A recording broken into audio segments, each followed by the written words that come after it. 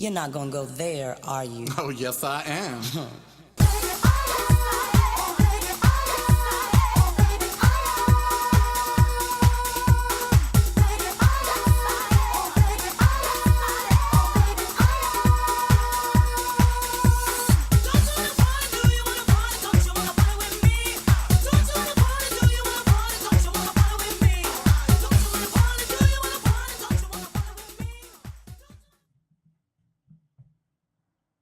Hey, it's Karel, and welcome to episode 3.09. Oh my God, I can't believe it. Only 4 more episodes to go, and then a fabulous comedy special, too, as Brendan passes out because he has to edit all that crap.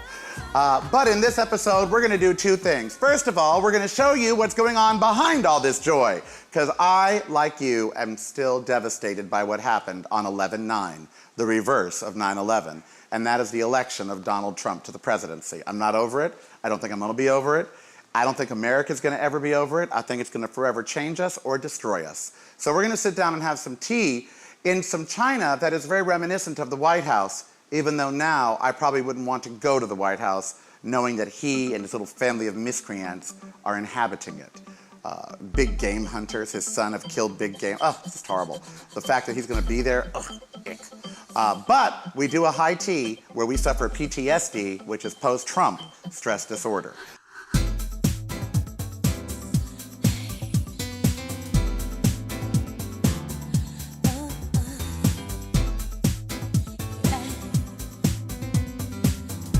Ready when I am, he says. Ready when I am.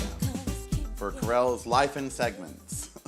What I feel is, what? Requiem for America? I mean, it is my job to come out here this week and entertain you and to go back to business and to bring to life interesting segments for Free Speech TV and for other outlets that you all will love and that you all will make go viral and that will make us all laugh hysterically or did you see that? But I can't do that today. I'm trying, but I can't do that today. I thought I would sit and have tea to open the show because tea is one of my favorite things, and this tea set from Lennox is certainly presidential and beautiful. But no matter when you're watching this, I want this to be a historical document. I want this to go into a time capsule somewhere, I think for all of us. Because we've all asked ourselves, what did the good Germans feel? What did the Jews feel? What did the Poles feel as they saw Hitler rise to power? And then that first day when there he was in power. I'll tell you what they felt. They felt horrible. They cried. They were physically sick. They were depressed. They were scared. They were terrified. They were literally shaking. They called in sick to work. All the things that have happened over the last week. They hid, they hibernated. Because outside, a storm was raging. Just like right now, where I sit. You know, I wanted to have this wonderful Lennox tea set. I wanted Lennox as a sponsor because of my inquiry about the White House china. You see, with my friends one day, I asked, what happens to the china? Do they get to keep their china? More importantly, their tea set, because if you got really attached to a tea set, it'd be hard to give it up. So I thought, do they get to keep like the tea set or something of their china? Well, it set me on a path to discover a lot about what our presidents and their guests eat on. In fact, there's now a book called The Official White House China. Now, this is a brand new book from the 18th to the 21st century. In fact, this is a gallery-bound copy, meaning they sent me that far of an advanced copy. Now, inside, it tells you about all the services ever used at the White House, from the very first of George Washington, all the way down to Barack Obama. And they show you the beautiful services. And with Truman, Eisenhower, and Kennedy is when Lennox moved into the White House. Because up until that point, they had used French craftsmen to make their china.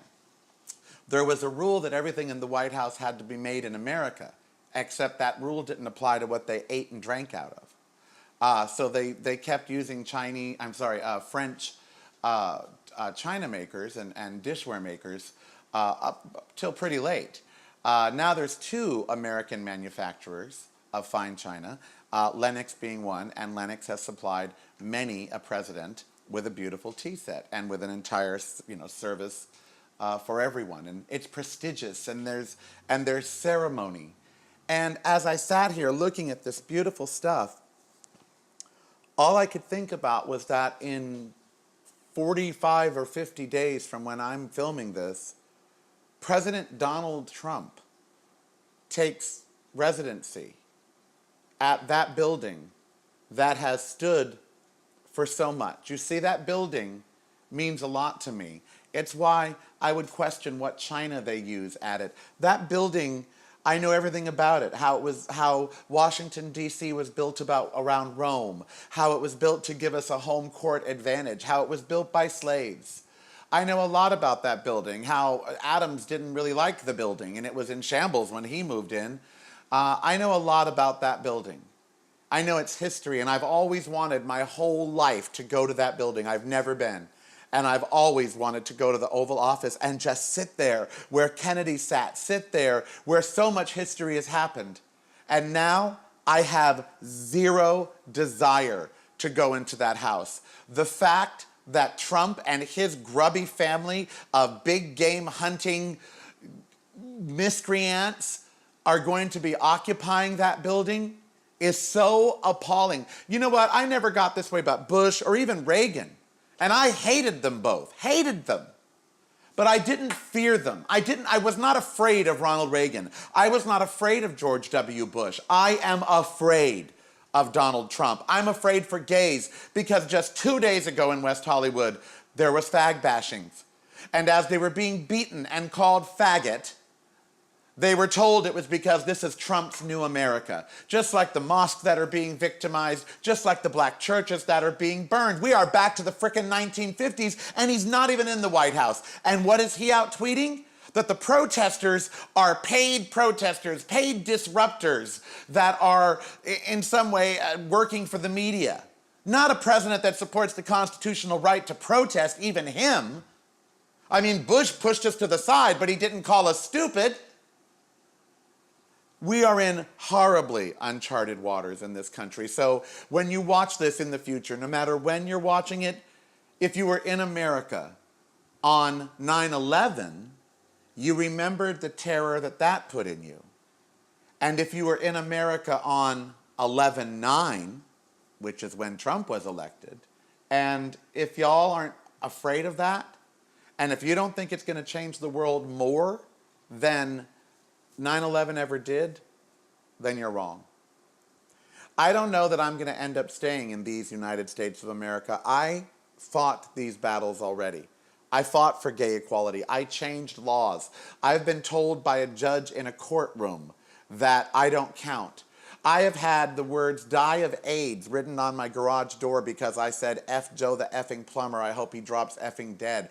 I've had a wrench thrown through my front window, rather nice plumber's wrench, but on it said "die fag."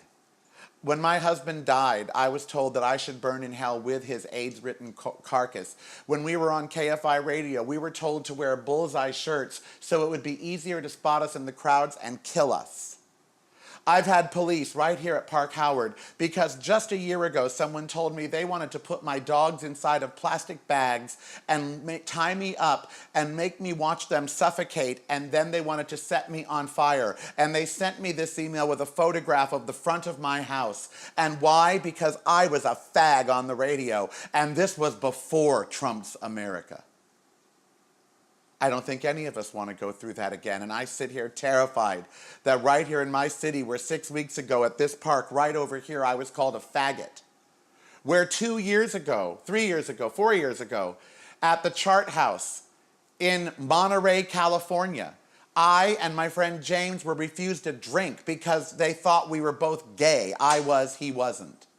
My straight friends with me were amazed at the homophobia. They had never seen it firsthand. And when they finally realized what was going on, because we tried to order a drink of everything, he said, we're out, we don't have that, we don't have it.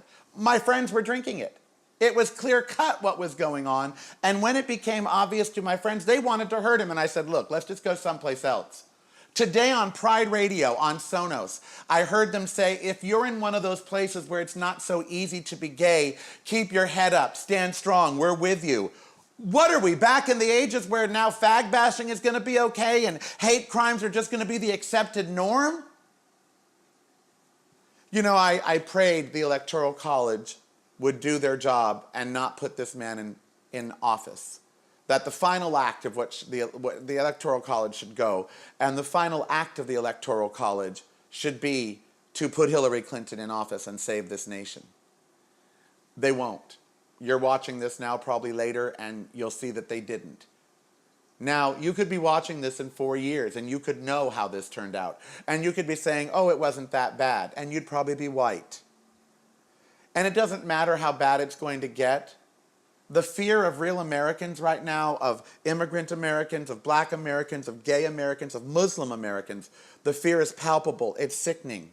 The fear is overwhelming to them. It's PTSD, only it's post-Trump stress disorder. 4 years of this? 8 years of this? War possibly ahead? Canceling Iran?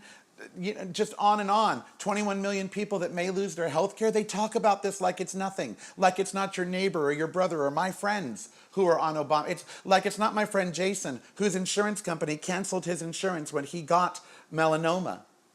And now he's on Obamacare, on a 5-year course of therapies that's saving his life. He's only in year 1.5. If they cut Obamacare, he could die.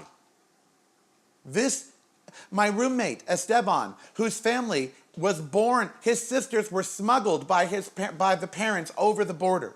They are now all legal, but they came here being smuggled from Mexico. They voted for Trump. And now he's expected to go to Thanksgiving dinner with the people who voted for someone like Mike Pence, who is the antichrist to gays and lesbians. I want to be uplifting here on Life in Segments. I want to tell you the history of the White House China, and I want to show you the better things in life and make you laugh and make you smile, but I am scared. I am frightened because I was there in the 80s, you see, and I received that homophobia. I watched my black friends in the 70s and in the 80s and 90s and now. And I've seen what happens to my Hispanic friends. I've seen people die in the streets with bullets in their back. I've seen my gay friends beaten so bloody that we couldn't recognize them when they staggered into the bar. We didn't know who they were. Their face so contorted by 3 people beating on them. I have rushed to the hospital to see a friend whose throat was cut from ear to ear by someone that picked him up outside of a casino. He walked out of a casino and they said, listen, fag, do as you're told. And these 2 guys brought him to the edge of town and they beat him within an inch of his life, stole his car, threw him out of the car and cut his throat. This isn't ancient history. This is in the last 5 years. I know what it's like to be a target. Trump has made anyone not white and Christian a target. He has not done a thing yet to talk about reconciliation more than just talk. And his followers, as we sit here right now, and I'm not making this up, as we sit here right now, the KKK is preparing a parade tomorrow morning in North Carolina to celebrate Trump's victory. America, we are entering some really horrid times, and we're going to need each other. We're going to have to speak truth to power. We're going to have to not be afraid. We're going to have to stand up for what is right yet again. If you're not up for the fight, leave, because it's going to get ugly. It's going to get uglier than you ever imagined. Newt Gingrich is going to bring back McCarthyism. We could have an attorney general like Rudy Giuliani. Sarah Palin's going to be considered for a cabinet position. The rest of the world will not sit by and let this happen. Merkel has already stated that she is watching Donald Trump very closely and will not go backwards. There are those with as many weapons as us who are now looking to us.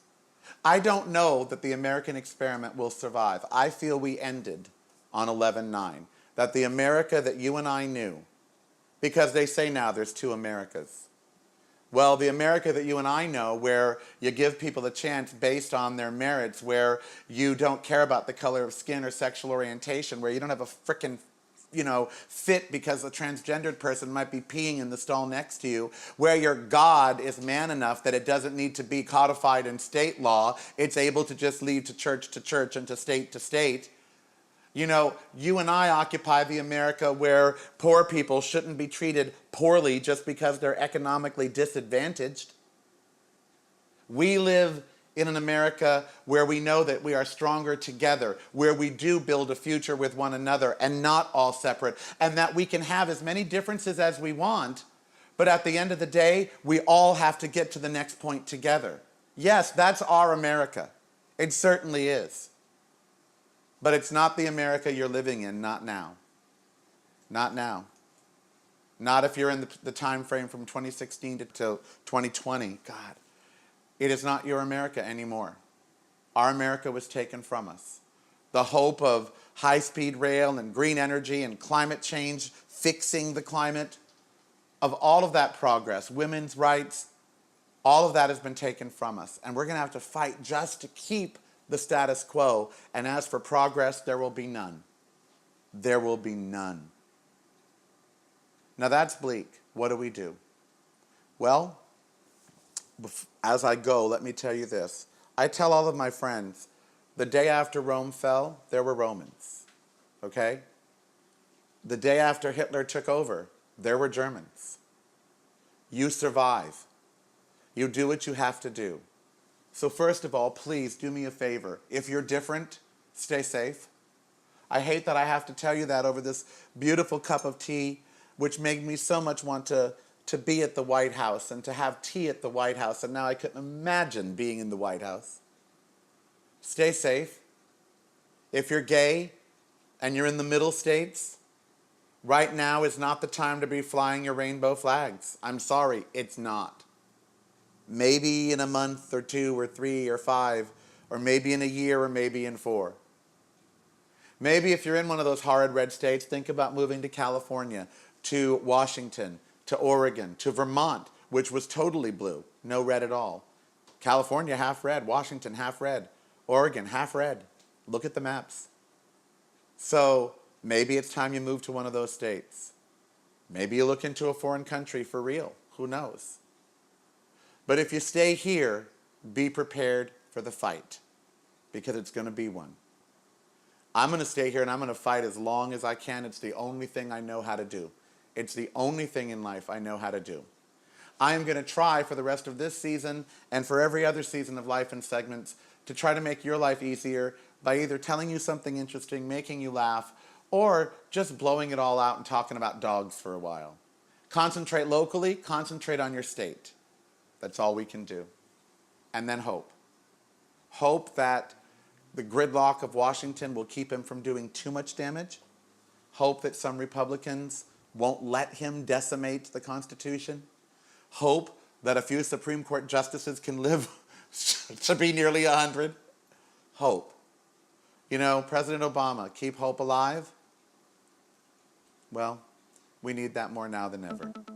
And then sit back and have a lovely cup of tea, calm down, listen to your favorite talk show host, watch your favorite channel, listen to your favorite music, and hope. That's about all I can give you. All right, welcome back. That tea was delicious. Again, we'd like to thank our sponsors for all of their participation in our segments. Right now, however, you know that I want to get each and every one of you on a motorcycle. I don't care who you are. I think riding should come to America the way pot and tea has, okay? Pot and tea sweeping America. Well, we need motorcycling to sweep America as well. But as it takes hold, the one thing y'all worry about is safety, right? Every one of you, oh, Karel, it's so dangerous. It's not really if you wear the proper gear.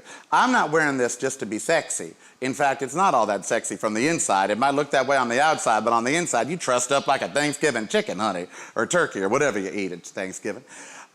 Because you got to gear up for every ride. That's why my friends down at Gear Up for Every Ride are going to tell us, what do you need? Why do you need it when you start down the path to scootering, or motorcycling, because you gotta have some joy in your life nowadays, and besides, you might need to make a quick escape from an angry mob of Trump supporters, at which point you gotta hop on your scooter or motorcycle and jet away. Well, you should be geared up for that. So let's go to the Gear Up Every Ride and Ty Van Hooydonk and his associates down in Irvine, California. And yes, I'm gonna ride, and yes, I'm gonna wear this, and yes, I'm gonna look and feel good, but more importantly, I am gonna be as protected. Well, I can't say that. That measure didn't pass. We don't have to wear condoms in our porn industry. Well, I'll still be protected anyway.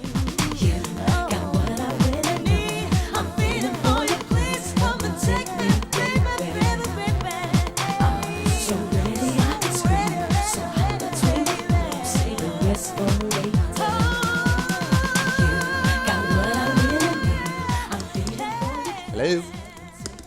Hello? Not a great way to meet friends and influence people. Although I tried this at a biker bar once as well. Well, I didn't. I bruise easily. And I found that out then. This is the perfect man. Now let me explain. Okay, some of you women are like, yeah, a dummy. But he's the perfect man because if you look at him, he is all geared up to go. Okay, and it is my mission in life to get you guys on motorcycles. I just believe everybody would be a little bit nicer if they all rode motorcycles once in a while.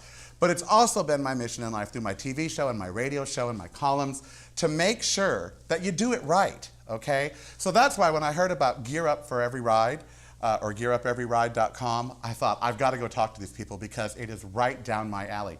I, get lazy sometimes, like you. And I might leave the house without all of this. And do you know what I do?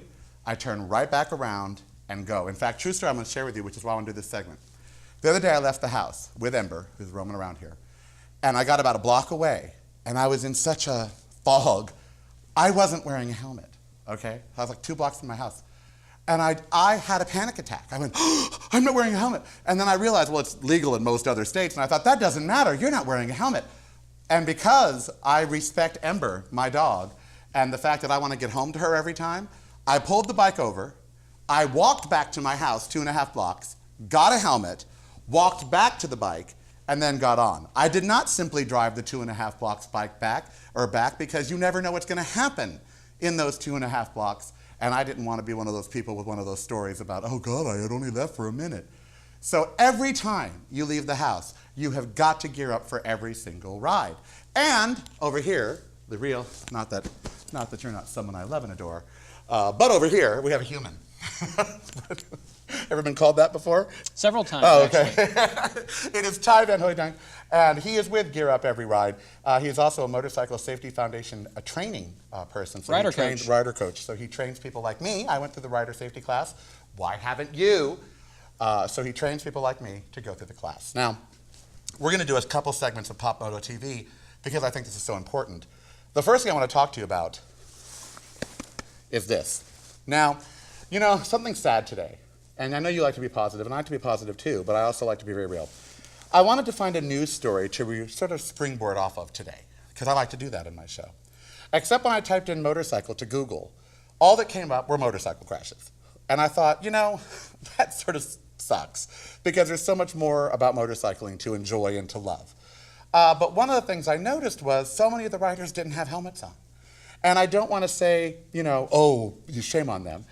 I just wanted to spread the message today that as we talk about basic things, I don't care what your state says that you should wear on a motorcycle. It's not about government saying something. It's about what makes sense. And motorcycle helmets make sense all the time you're on a bike, correct? Every bike, dirt bike, street bike, any bike that moves, motorcycle helmet, correct? Absolutely. Gear Up Every Ride, it's really a movement that we want to inspire riders to think about riding with their gear in a whole new way. We want them to express themselves and feel comfortable. I look good, don't I? I wear this out like when I'm not on my bike. This is a jacket from Indian, but it's all geared up. And these pants have Kevlar here in the knees. These are Red Wing boots made through Indian, and they've got the metal toes, and they've got the ankle support. So this is actual gear that I'm wearing. It's not just fashionable. Absolutely, and this climb jacket is very fashionable as well, but it's also actual riding And it doesn't look like riding gear at all. It doesn't look like riding gear. And, a helmet, of course, is the most important part of your riding gear. And when you're talking about a helmet, you really want to get a real helmet. And by that I mean something... Not a brain bucket? Not a brain bucket. Come on, let's talk Sons of Anarchy. Come on. These guys, they buy these Harleys, they want to look like the Sons of Anarchy. But they don't understand that that's not a real helmet that they're putting on their head. That is not a real helmet. And what you want to do is make sure that it's a helmet built to the standards of the DOT. You look for this label, and it's the Department of Transportation. There's also a European one that on some of the helmets. I'm there not sure. There are several different Yeah, standards. there's the DOT of Europe. My shoe berth has exactly. both of them on it. Exactly. It has ours on there. But DOT is the one that you're going to find in this country, and that's the most important thing to look at. Now here's why the Sons of Anarchy type helmets aren't real helmets. You've got to have, a helmet is really a beautiful work of engineering. I could do an entire show and show you all this video on what goes into the manufacturing. Every one of these manufacturers, AGV, Schuberth, all of them, Shoei, they all have engineers working for them, and it's aerodynamic, and of course the safety features, and a lot goes into the inside, into keeping your brain safe. It's not just let's throw some padding in there. Everything in there is engineered to make sure that should the worst happen, you are in fact protected. And on those brain buckets, they don't have all this, because then it's not going to sit lovely flush next to your head. But this is what counts. And let's talk about why that counts at first. Everything that we wear is meant to do one thing should we fall, and what is that? Well, it's to protect your body parts. To absorb the impact. And, both abrasion resistance, okay? So these fabrics that we're wearing, whether it's leather or textile, this will absorb abrasion, from the road surface or anything else. But also, you want armor. And, the helmet is a great example of a piece of armor that will protect your body. In fact, I think this shoulder... Of course. I think if you see there's a little scrape there. Yeah. And that's because this jacket protected me from getting a burn when I went down and it scraped a little. It wasn't a bad fall, but it would have burned me had I not, had it. And a lot of jackets these days, they will have armor built into them, or you can add them to your jacket and your pants, your knees, all that stuff. So abrasion resistance and armor protection, those are really important things to think about. In automotive terms, how much improvement we've seen with automotive safety technology, but we have to remember it's the 21st century, and technology has also improved our riding gear. This is way better than the stuff that we had when I started out back in the 70s. And let's get science fiction out of the way. There should never be a projection on your helmet screen. You should never be looking at anything else on your helmet screen other than your helmet and the road ahead of you, correct? Well, as a rider coach, I really want to tell people to keep their head, keep their eyes up, and be scanning and looking for potential Because I've hazards. seen devices that'll now put your smartphone, some of it up on your helmet, on the inside of your helmet. And I'm like, that is the last thing a rider needs, to see a text message pop up in the corner of the helmet. It's like, so if you're out there and you're one of these techies, keep it away from your motorcycle. You could put a GoPro up here somewhere, but that's about it, right? That's all the technology your helmet really needs. Well, I'll tell you what, some of the technologies, as they evolve, they may offer heads-up displays that are actually easy to use and a benefit. I really don't know about those, can't speak to them. But certainly when you're riding, you want to be focused on the riding. I always say for you car drivers, never do anything we can't do on a motorcycle. We can't answer phones, we can't text message, we can't take photos, or we basically fall off. So we try not to do that. You guys shouldn't do it in a car either. We're going to go from here over to there in the next episode of Pop Moto TV, and we're going to show you some urban wear. So again, it is my quest to get you out there and to get you out there safely. You will thank me once you do it. Gear Up Every Ride is the place you can go to find out. If you're an experienced rider, you still got something to learn. So go to Gear Up Every Ride and learn how you should be gearing up every single ride that you take.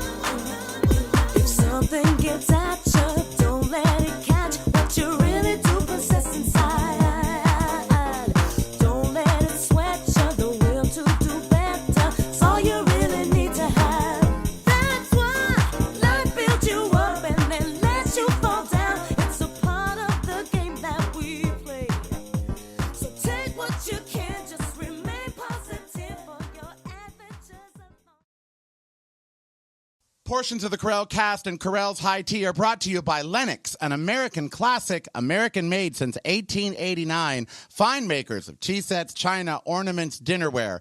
LENOX.com from Trenton, New Jersey.